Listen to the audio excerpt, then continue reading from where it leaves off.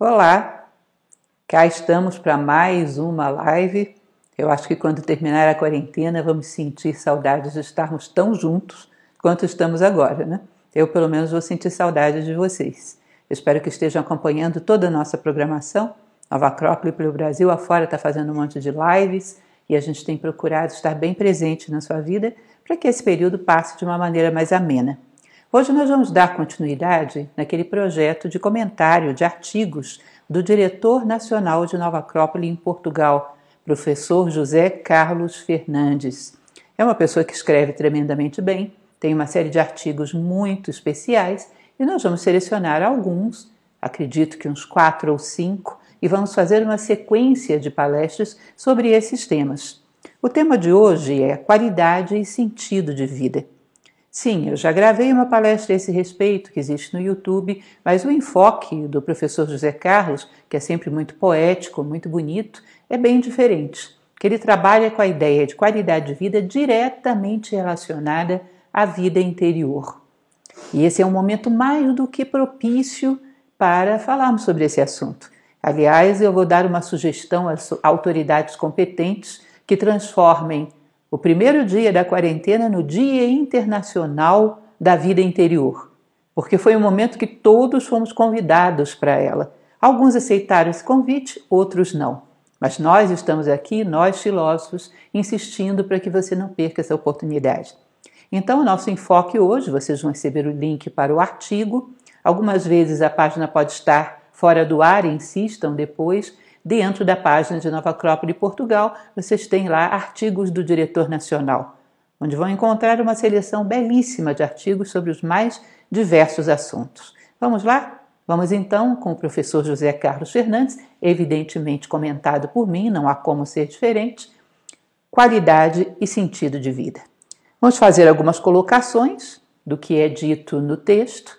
Ele vai começar pela observação que a gente não pode deixar de fazer, né? O tempo foge.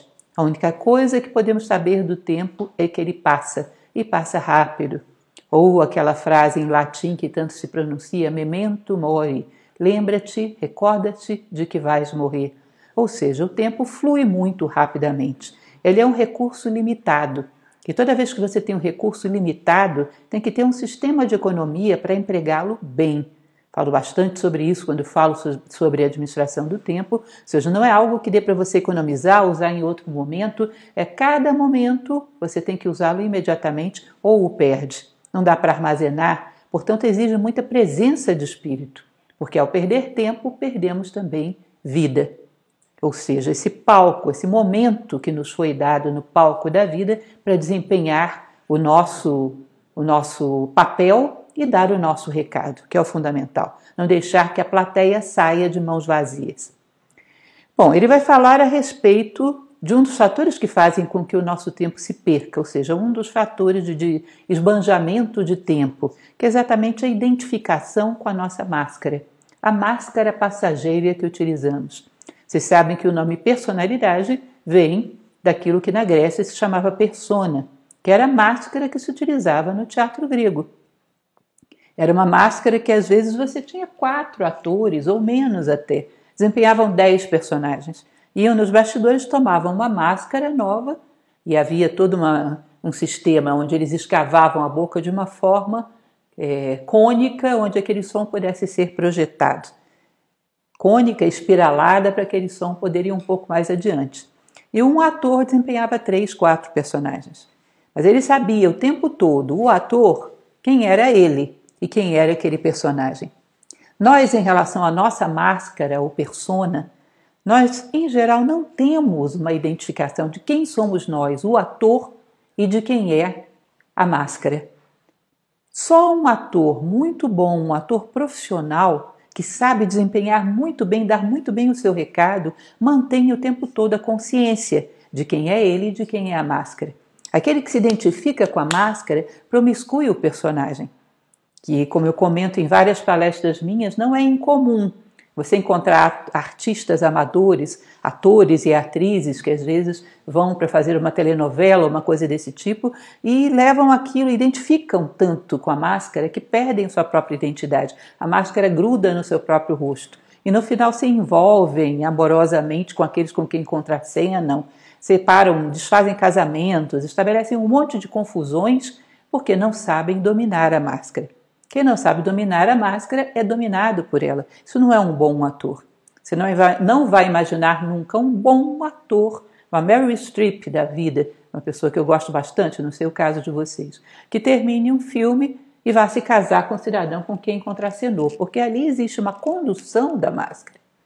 E muitas vezes eu chamo atenção para esse fato.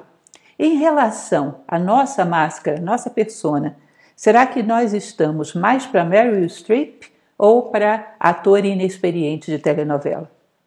Perceba que temos uma identificação muito profunda e perdemos essa noção do ator que está por trás, aquele que está nos bastidores, que tem um recado a dar através dessa máscara, mas que é muito mais do que essa máscara. E a máscara, como elemento material, ela obedece aos ciclos da matéria.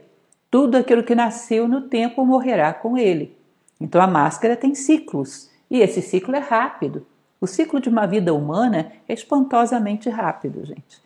Se nós considerarmos uma expectativa de vida muito boa, que poucos países têm, nós podemos dizer aí de 90 anos, alguma coisa do tipo, é muito pouco. É um tempo muito curto para darmos o nosso recado e voltarmos aos bastidores. Se além disso não sabemos dominar essa máscara, nos identificamos com ela, tendemos a ter o seu mesmo destino. Criamos para nós um personagem e esse personagem declina. A máscara é material. Ela sofre de declínio. Então a máscara envelhece, dissolve, morre, mas o rosto que está por trás, não. E isso é interessante observarmos. O rosto que está por trás pertence a uma outra esfera, com outras leis e não obedece necessariamente aos ciclos da matéria. E é exatamente a busca desse rosto que está por trás que é o elemento fundamental que se expõe nesse texto como aquilo que se deve fazer para buscar qualidade de vida. Bom, o professor José Carlos ele vai dividir no seu artigo, ele vai desenvolver em paralelo, é um pequeno artigo, mas ele desenvolve em paralelo a ideia da qualidade de vida externa, essa que vem da nossa ligação com as circunstâncias, e a qualidade de vida interior, interna. Perdão, garganta seca, só um instante.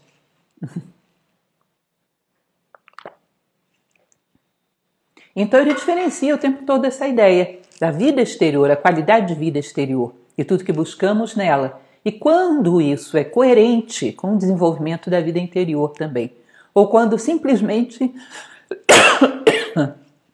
complicado. Estou sadia, não precisam me mandar 50 comentários perguntando se eu estou doente. É apenas garganta seca. Então, gente, a qualidade da vida que nos envolve e a qualidade da vida que nós envolvemos, que se passa dentro de nós. Vamos discutir um pouquinho nessas duas dimensões? Bom, a qualidade de vida, ele vai dizer que tem muito mais a ver, não com posses ou com circunstâncias externas, mas com discernimento e requinte.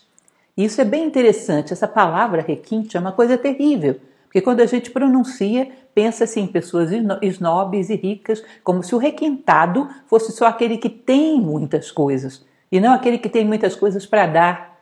É curioso isso. Requinte é a possibilidade de você ter lucidez suficiente e discernimento suficiente para parar a cena e escolher a melhor palavra, o melhor pensamento, o melhor sentimento, a melhor ação. Aliás, vou dizer a vocês, isso não é uma estatística, mas das pessoas que conheci ao longo dessa minha vida, que já não é tão curta, as requintadas sempre foram as mais simples.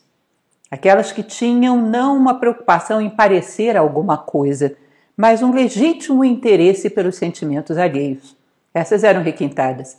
Aquelas que ficavam procurando a melhor palavra para te dizer o que tinha que ser dito, mas com o menor ferimento, com o menor dano possível. Isso é o conceito de diplomacia, né? Dar o seu recado ao mundo, mas com o menor dano possível. Ou seja, requinte não tem nada a ver com esnobismo. Requinte é a capacidade de conter o ímpeto, o impulso e examinar as opções da tua vida, para escolher aquela que é mais apropriada, que cumpre com a sua função, que caminha para o seu destino, para o seu ideal, mas causando o mínimo dano pelo caminho onde ela passa. Ele vai dizer que isso é um elemento interessante porque vai nos permitir desenvolver uma análise dos nossos sentimentos, dos sentimentos do outro, empatia, vai depurando o nosso gosto, vai desenvolvendo um discernimento cada vez mais fino, mais afiado, ou seja, trabalhando com esse elemento da construção de uma vida interior. Existem visões diferentes a respeito daquilo que é o melhor da vida. Ele cita isso, cita alguns nomes, eu selecionei só 2, Platão e Shakespeare. Talvez se você fosse perguntar a Platão o que é o melhor da vida, e ele não entrasse numa colocação muito filosófica, porque eu acho que qualquer grande homem da história, se você fosse perguntar para ele o que é o melhor da vida e ele fosse responder muito ipsis literis, ele diria que é o ideal humano, a plenitude de valores, virtudes e sabedoria. Mas Platão, se você o pega numa conversa e pergunta o que é muito bom para você na vida, dentre as melhores coisas, talvez ele dissesse ideias verdadeiras. Ideias verdadeiras são maravilhosas. Elas projetam a nossa consciência para o espaço, elas nos dão uma possibilidade de reflexão fora do comum. Aí se você chega para um Shakespeare e pergunta o que é melhor da vida, talvez ele dissesse a beleza que você percebe na harmonia das coisas da natureza, nas vozes da natureza, nas vozes do homem quando está inspirado. E assim, se você fosse perguntando para vários homens, eles te diriam talvez o que é o melhor da vida, aquilo que imprime maior qualidade de vida, ou uma das coisas que imprime maior qualidade de vida, segundo o ponto de vista deles. Eu me recordei, uma ocasião eu lia um livro de Roger Scruton, e ele citava uma observação de David Hume a respeito do observador fidedigno. Ele dizia, bom, como é que vamos saber se uma coisa é bela, digamos, uma música indiana própria da cultura indiana, difícil de entender para os ouvidos de um homem ocidental. Como é que eu vou saber qual é a boa raga indiana? Aí ele falava, bom, Hume dizia que você teria que pegar, para poder julgar o que é bom, o que é belo, o que é nobre, em cada contexto, pegar nessa civilização uma pessoa que fosse um juiz fidedigno, ou seja, cuja vida, moralmente, psicologicamente, espiritualmente falando, fosse harmoniosa o suficiente que desse a ele um padrão para reconhecer a harmonia do lado de fora. Então, o juiz fidedigno, o observador fidedigno, é sempre uma pessoa cuja visão de mundo é confiável. E aí, voltando ao artigo do professor José Carlos, eu imagino que quando você pega um Shakespeare, quando pega um Platão, que são bons juízes fidedignos, ainda que a resposta deles, de imediato, sobre quais são as melhores coisas da vida, possam diferir, como ambos são cidadãos fidedignos, ou seja, com status de harmonia moral, essas visões devem ser perfeitamente conciliáveis. Então é muito fácil conciliar a beleza com o mundo das ideias. São quase que 2 formas de falar da mesma coisa. Eu acho que qualquer ser humano equilibrado e harmonioso no mundo, que eu pergunte para ele o que é o melhor da vida, ele vai me dizer algumas coisas que seriam conciliáveis com qualquer outro homem digno da humanidade. Não deve haver contradição aí. Ele vai continuar falando ainda sobre essa questão da escolha. Um dos elementos fundamentais da qualidade de vida é exatamente uma boa escolha, uma escolha adequada. Tá? Como diriam os pitagóricos, o belo é difícil. E um dos elementos fundamentais que tem a ver com o título desse artigo é o sentido de vida. Muitas vezes já tratei desse tema em palestras minhas e vocês lembram disso. Se eu pergunto, estou andando na direção correta? Você vai ter que me perguntar para onde você quer ir.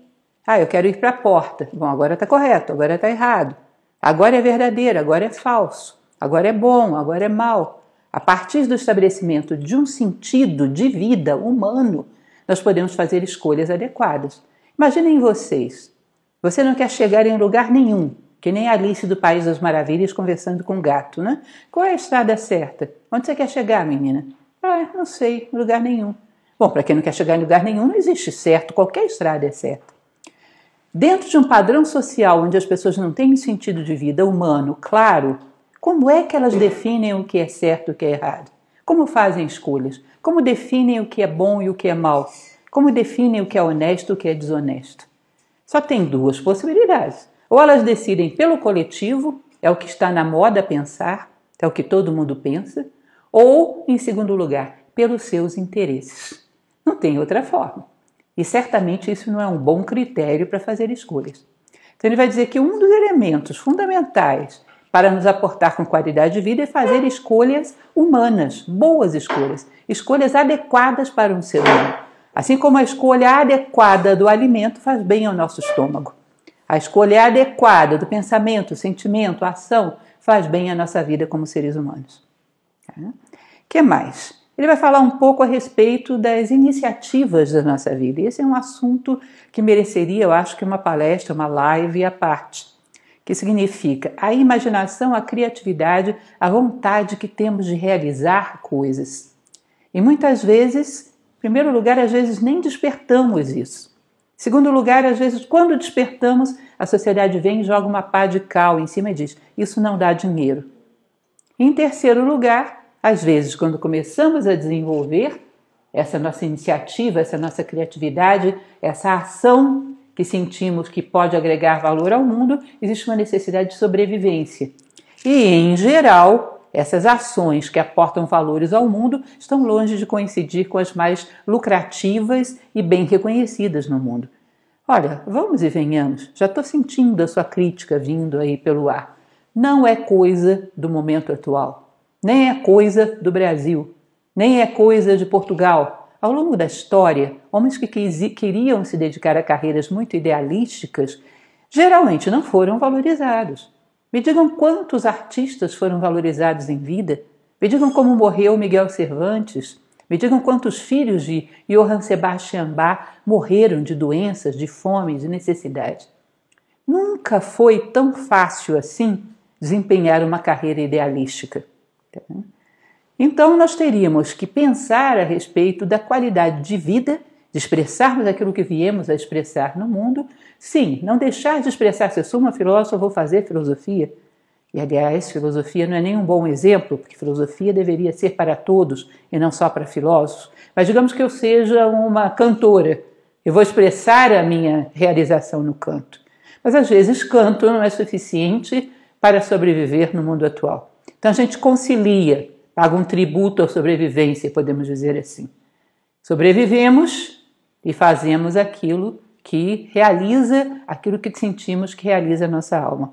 E aqui algo que não seja de forma alguma ilegal ou cause algum prejuízo. Essa divisão, particularmente aí é uma opinião minha, ainda não é tão boa assim. O ideal seria, sim, que você cante, e você tem um emprego onde você aqui exerça da melhor maneira possível e tire sua sobrevivência. Mas aí também, ainda que você não esteja cantando aí, preocupe-se em trazer um pouco de beleza. Bom, essa atividade que eu desempenho profissionalmente, através da qual eu sobrevivo, ela é totalmente destituída de beleza, não traz beleza nenhuma ao mundo. Se eu estou lá dentro e aquilo que faço com beleza, agora ela traz beleza ao mundo. Entendem isso? Se vocês disserem, nessa sala não tem nenhum copo, eu vou dizer, tem. Olha aqui, eu tenho um. Então essa sala já tem um copo. Se você dentro do seu emprego faz as coisas com beleza, com espírito de bondade, não tem nenhuma bondade nesse emprego. Tem, olha aqui, ó. Eu estou usando, eu tenho. Ou seja, a ideia é não restringirmos o nosso coração. Realizarmos sim aquilo que sonhamos. E se necessitamos fazer algo mais, que o façamos com o mesmo espírito. Mas saber que, em geral, aquilo que nos realiza, que nos traz qualidade de vida, é exatamente o lugar onde expressamos o nosso coração e não necessariamente o lugar onde ganhamos muito dinheiro. Existe um pensador que admiro bastante, que é um filósofo do século passado, Sirihan, que ele dizia, você deve perder o seu coração, depois sair o dia inteiro buscando por ele. No final do dia você descobrirá que o seu coração é o coração de todas as coisas. Então esse é um elemento a considerar na sua qualidade de vida, o que você faz na sua vida exterior e como o faz, seja lá o que for. O que mais? Ele vai falar a respeito do tempo vivo, ou seja, o tempo que temos de fertilidade, de liberdade, para poder extrair o melhor da vida e passar adiante enriquecido pela nossa existência. Eu lembro demais de Gibran sempre, quando ele diz que somos postos de enriquecimento dos dons da vida. Porque é o tempo bem aproveitado onde extraímos o melhor da vida. Pegamos todos os insumos que a vida nos dá, enriquecemos, trabalhamos, aportamos ali reflexão, aportamos ali beleza, bondade e direcionamos isso para seguir o seu curso na vida. Esse é o tempo em que estamos livres, o tempo em que lançamos mão dos recursos da vida. E o tempo em que estamos prisioneiros é aquele tempo em que restringimos a nossa vida a uma mecanicidade e a nossa felicidade a um mero conforto, ou os padrões da sociedade de fama, de reconhecimento e de conforto. Tá? Esse é um momento que nós nos sujeitamos ao cárcere.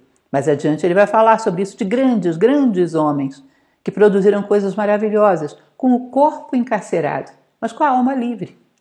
Então, um dos elementos para a gente considerar quando queremos ter qualidade de vida é o quanto temos essa preocupação em colocar a nossa criatividade, a nossa visão simbólica a serviço de extrair o melhor da vida e a nossa criatividade no sentido de enriquecê-lo e devolvê-lo à vida. Nós temos um serviço a prestar à vida. Temos que parar para pensar, entre outras coisas, que a nossa qualidade de vida, a vida tem que ser qualificada não só para nós, mas a nossa vida tem que ser qualificada para a natureza. Ela investiu em nós, ela investe para nos manter vivos. Ela investe em terra, água, ar e fogo para nos manter vivos. E nós não aportamos nada à obra da natureza. Então, qualidade de vida tem a ver com aquilo que eu faço através da minha vida, não só para mim, mas também para o mundo.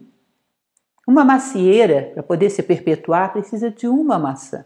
Mas ela produz, às vezes, dezenas ou, quiçá, centenas ao longo da sua vida. Por quê? Ela não produz só para si, ela produz para o mundo. Isso também é um elemento a ser considerado. Então, um homem livre é um homem que está aberto a todas as provocações da vida, para enriquecê-las e devolvê-las ao mundo, agregado o valor da sua própria vida. Um gole a mais de água nesse copo. Eu agreguei o valor da minha vida, eu não passo adiante simplesmente o que eu recebi. E o homem encarcerado é aquele que se deixou encarcerar pela mera sobrevivência. Ou seja, instinto de sobrevivência e instinto de perpetuação da espécie com o maior conforto possível. E só. Nada muito mais do que isso. Sempre brinco com os meus alunos que se você pega uma ameba ou um ser muito simplesinho, um protozoário qualquer, você tem ali uma estrutura orgânica muito simples. O que aquele ser quer? Sobreviver e procriar. Aí você pega um ser humano super complexo, cheio de faculdades. Em geral, o que ele quer? Sobreviver e procriar. Bom, o que é isso? É uma ameba VIP, né? Ou seja, com todo o potencial que nos foi dado, nos resumimos a tão pouco. E o professor José Carlos diz, isso é um tipo de cárcere. Né? Ele vai falar sobre a contaminação, evitarmos a contaminação que embota os nossos sentidos para a visão da beleza e que embota a nossa inteligência para a visão do bem e acaba com a qualidade de vida. Imagine a quantidade de contaminações, a gente teria que aprender a identificar isso. Eu não vejo as coisas com nitidez, por quê? Porque abri mão de pensar por mim mesmo, me tornei meramente um repetidor das opiniões do coletivo, eu abri mão de aprender da vida. Me tornei um mero... eu dei um play, rodo o software vida e sou um repetidor daquilo que sempre todos fazem. Abri mão da minha identidade por conforto. Que tipo de conforto é esse?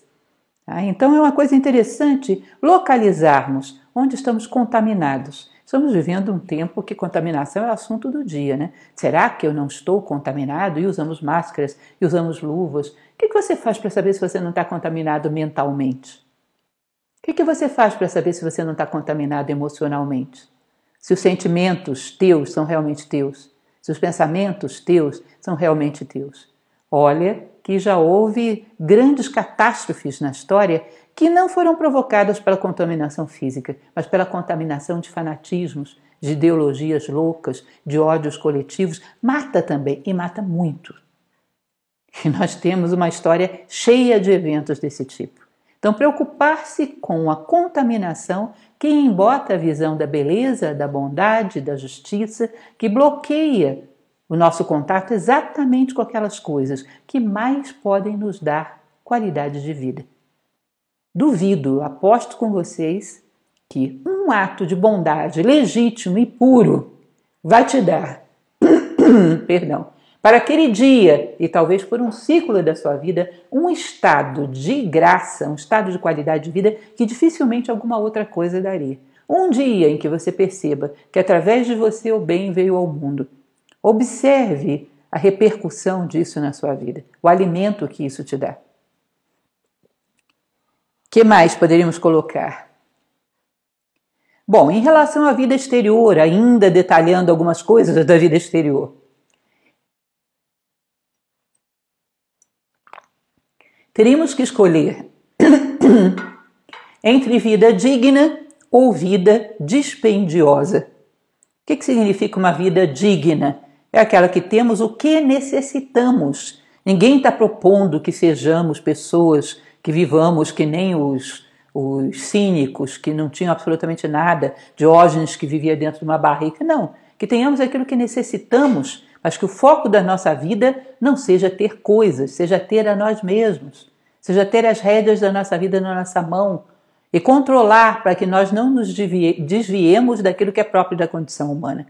Bom, uma vida dispendiosa traz conforto, uma vida digna também. É um nível de conforto de consciência que poucos imaginam. É aquilo que eu chamo do sono dos justos. Eu vou dormir em paz, com o dia e com a noite. A consciência de vigília e a onírica. Eu vou dormir quites com o céu e com a terra. Se isso não é conforto, eu não sei o que é. Porque não há nenhum travesseiro suficientemente macio para dar uma boa noite de sono para um homem que sabe, e a nossa consciência sabe, que não fomos dignos.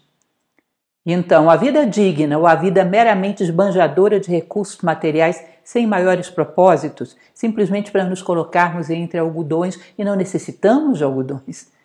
Chega um determinado momento que ficamos frágeis demais, é como aquela criança que é isolada, quase que numa estufa para não pegar doença, e fica mais frágil do que todo mundo. Nós não necessitamos, nem é bom para nós viver entre algodões. Bom, outra coisa que é interessante que ele coloca, ter mais espaço, que também é um índice de qualidade de vida, termos mais espaço para quê? Eu uma vez brincava com os meus alunos de técnicas de estudo sobre uma ideia parecida com essa. As pessoas têm um apartamento que tem uma sala de estar, uma copa, 2 quartos e 2 toaletes, por exemplo. Aí eu digo, onde você estuda, onde você reflete, onde você seleciona, onde você tem sua biblioteca pequena ou média, do tamanho que for, minha casa não tem espaço para isso.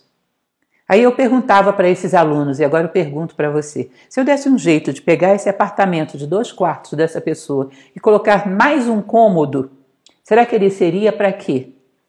Eu me recordo que um aluno respondeu para mim, colocaria uma segunda televisão, para cada um poder assistir uma programação diferente. E ainda assim, não haveria esse espaço para nos dedicarmos àquilo que desenvolve a nossa vida interior. Vocês não acham isso interessante? Nós temos espaço para sermos passivos, mas não para sermos ativos. Qual o espaço que reservamos para levar a nossa consciência, para viver aquele encontro com a alma que Platão chamava de divinos ósseos, para buscarmos perceber, cultivar e inclusive dar à luz a ideias? Recentemente gravava um vídeo onde eu falava a importância de ideias para a vida de uma pessoa.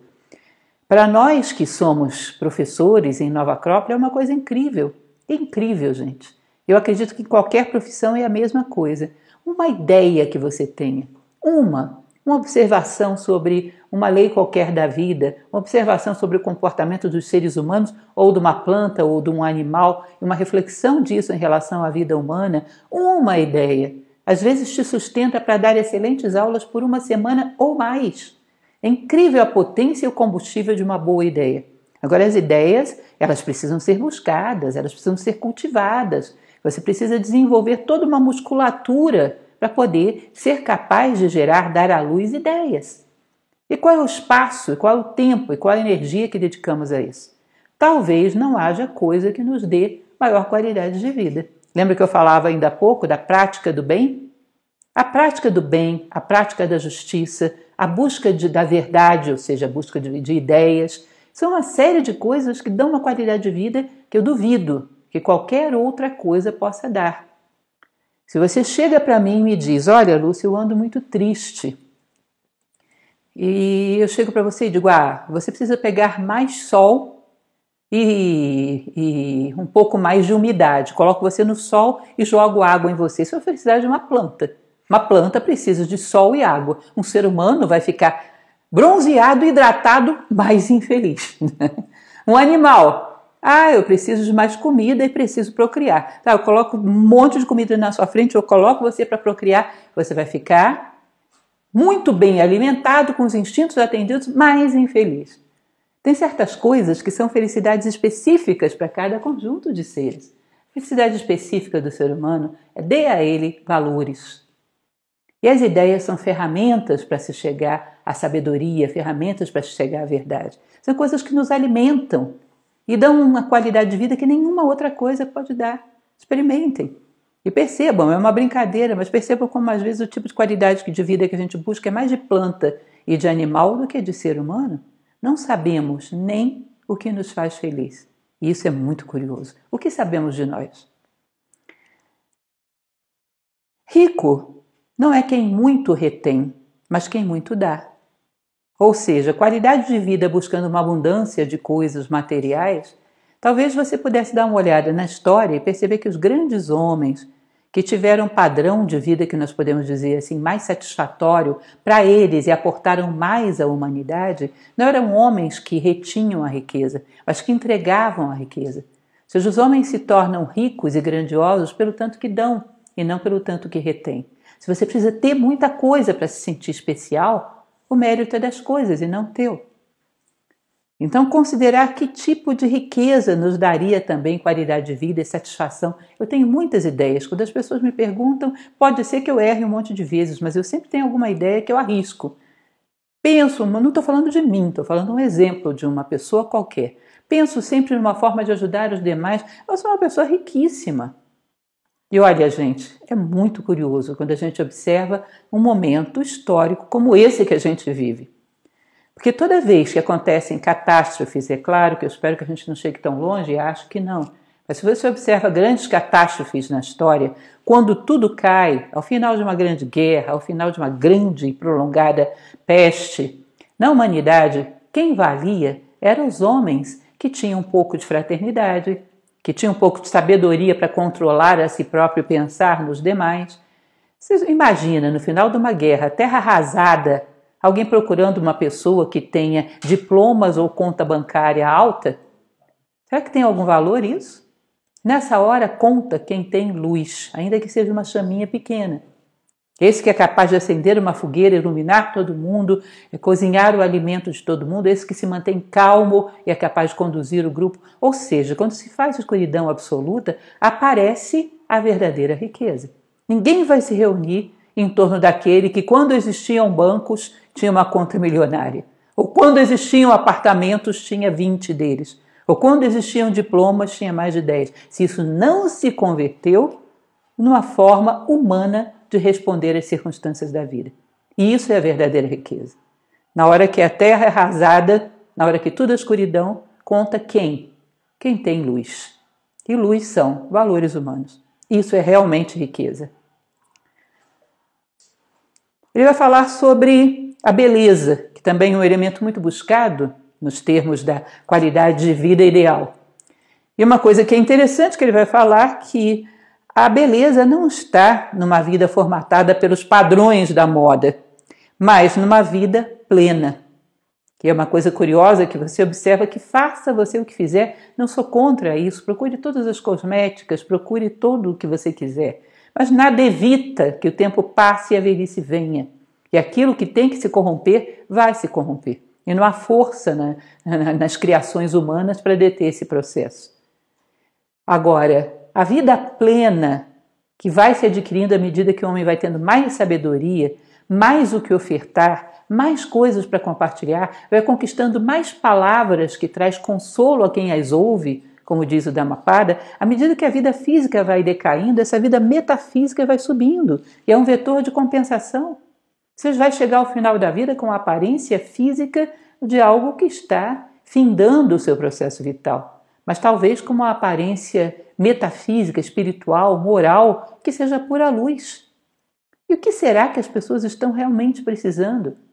Para onde será que elas correriam num momento crítico? Nós precisamos muito dessa beleza que vem da plenitude da condição humana. Precisamos de mais. Para todos os cantos temos situações delicadas e faltam seres humanos que assumam as rédeas de tudo isso decididamente, com virtudes, com valores. Nós vivemos uma época em onde os bons líderes, iluminados por essa luz interna da plenitude humana, são infelizmente cada vez mais raros.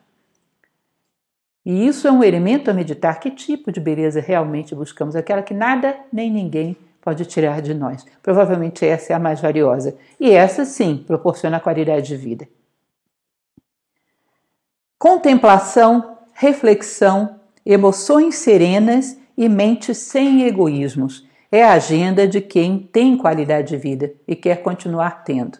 Então vamos ver a minha agenda para ter qualidade de vida no ano de 2020, se der, no de 2021, com certeza. O que eu quero para ter qualidade de vida? Eu quero fazer e tais coisas com o seu corpo. É necessário? Faça. Quero ter tais e tais bens materiais. Tá bom, você precisa deles? Tenha. Mas essas coisas são meio, não são um fim.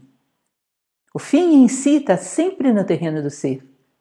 Se você quer realmente ter qualidade de vida, a pauta da sua agenda deveria ser essa. Eu quero ter mais contemplação, reflexão, emoções serenas e mente sem egoísmos. Com certeza. Perceba uma coisa interessante, não sou eu que vou estar aqui para condenar bens materiais, não sou medieval, não tem nada a ver isso, mas considere que aquele cuja meta é o ser, o ter no meio do caminho pode ajudar. Ou seja, eu quero ser uma pessoa muito justa. Se eu tenho bens materiais, eu posso ajudar a implantar a justiça, posso beneficiar aqueles que sofrem. Agora, o ter como meio não compete em nada com o ser como fim. Mas se você tem o ter como fim, ou seja, eu quero ser a pessoa mais rica do mundo, o ser como meio às vezes atrapalha.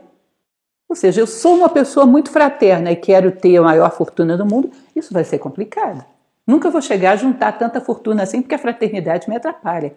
Tá? Então, colocando as coisas no seu lugar, nada é mal no universo. Cada coisa no seu lugar, nada é mal no universo. O ter não é pecado. Não estamos em nenhuma Idade Média e espero que não venhamos a voltar para nenhuma. Mas ele não é suficiente para justificar uma vida humana. Portanto, certifique-se na sua agenda de qualidade de vida se você tem contemplação, reflexão, emoções serenas e mentes sem egoísmos.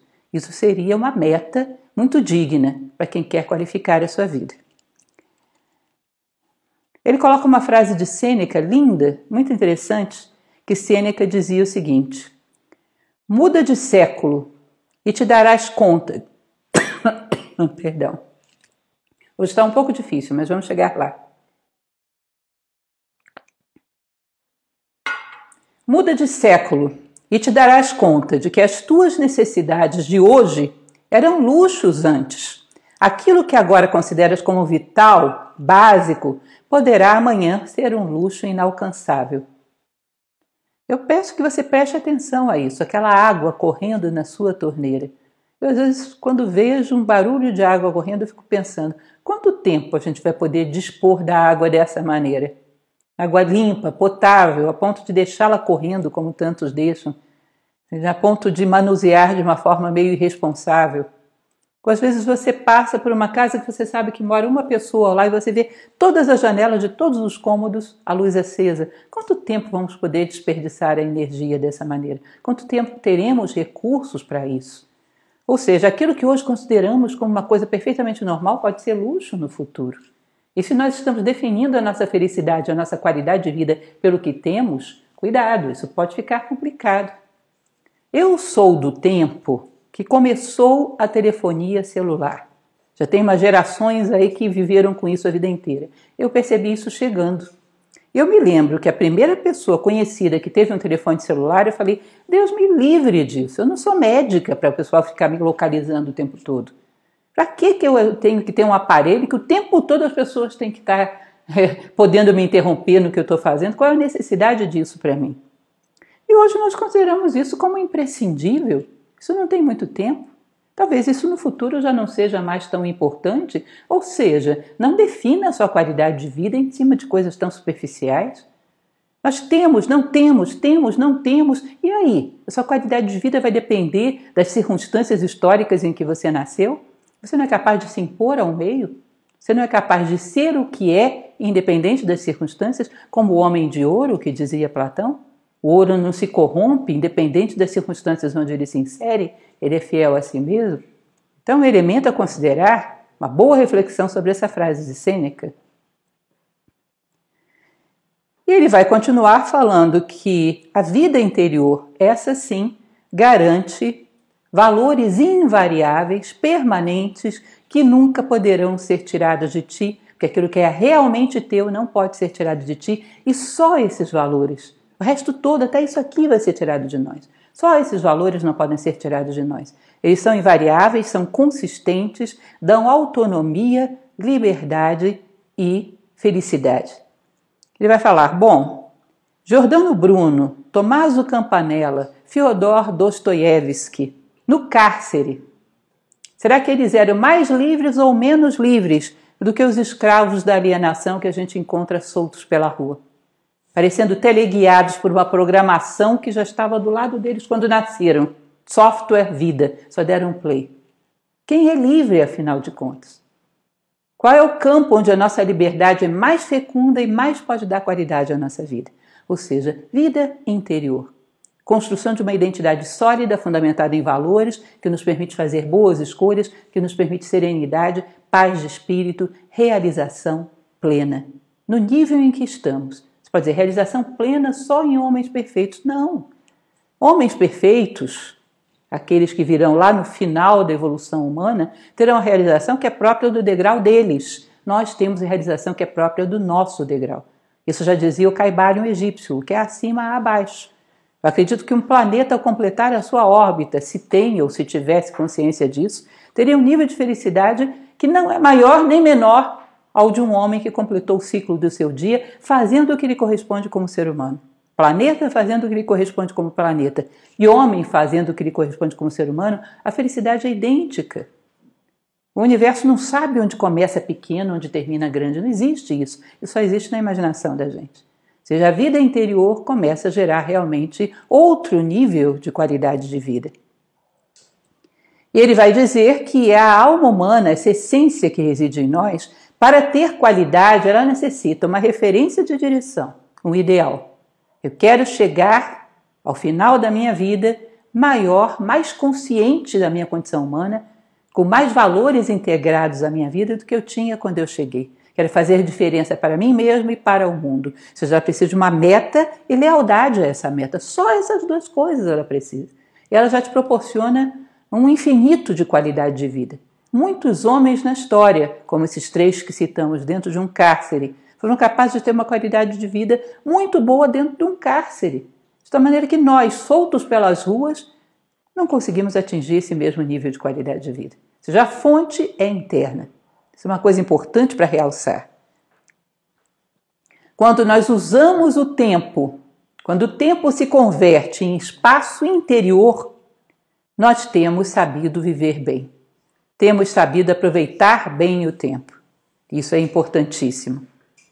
Essa vida interior, ele conclui, que não teme o tempo e não teme a morte, ela é a fonte da verdadeira qualidade de vida.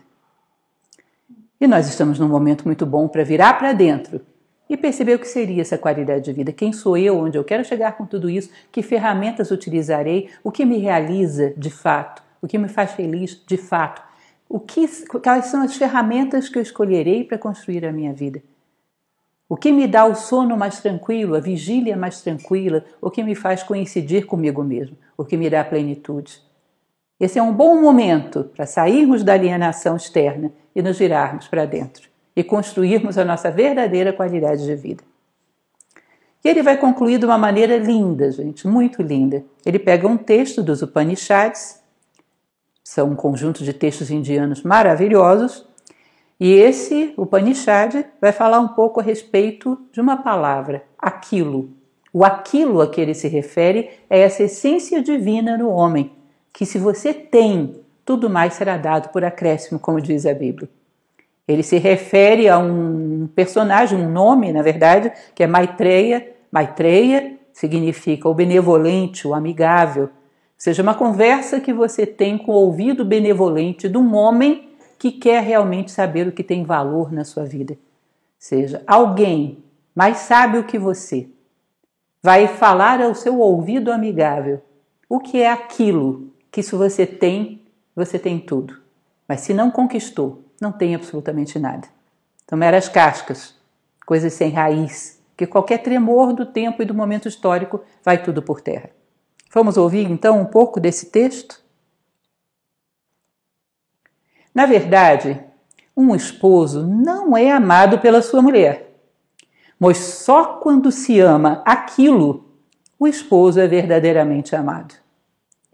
Certamente, uma esposa não é amada pelo seu marido. Só quando se ama aquilo, a esposa é verdadeiramente amada. Na verdade, os filhos não são amados pelos seus pais, pois só quando se ama aquilo, os filhos são verdadeiramente queridos. Na verdade, a riqueza não é amada pelos ricos, pois só quando se ama aquilo, a riqueza é verdadeiramente querida. Na verdade, a casta dos brahmanes não é amada por eles, pois só quando se ama aquilo, a casta dos brahmanes é verdadeiramente amada.